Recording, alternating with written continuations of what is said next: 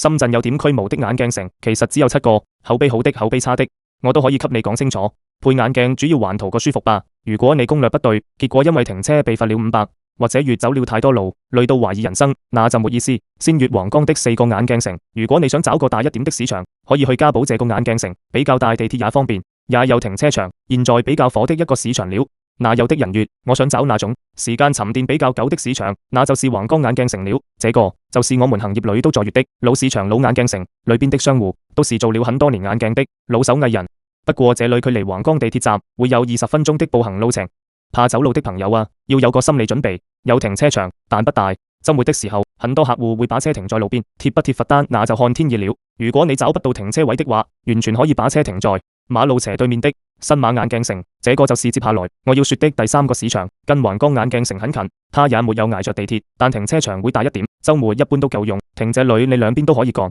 第4個呢，是皇朝眼鏡城，它就在塘廈地鐵站上面的2樓，你都可以不用出地鐵站的樓，直接上2樓配眼鏡，整個深圳地鐵方便的，可能就他家了。第5個是華強北的新燕南眼鏡城，在4樓燕南地鐵站 C 出口，右手邊就是今年剛開的，有30家眼鏡店已經在營業了，對市區的人很方便，有自己的地下停車場，周邊環境也不錯，畢竟是華強北。最後越下羅湖的東門眼鏡城和中威眼鏡城，羅湖東門這裏你還是老老實實坐地鐵吧。這2個眼鏡城主要是面對香港客的，裏邊的眼鏡款式基本是香港人喜歡的風格。這裏越一下，香港人和大陸人喜歡的眼鏡風格是不一樣的。從1號線老街站出口出來，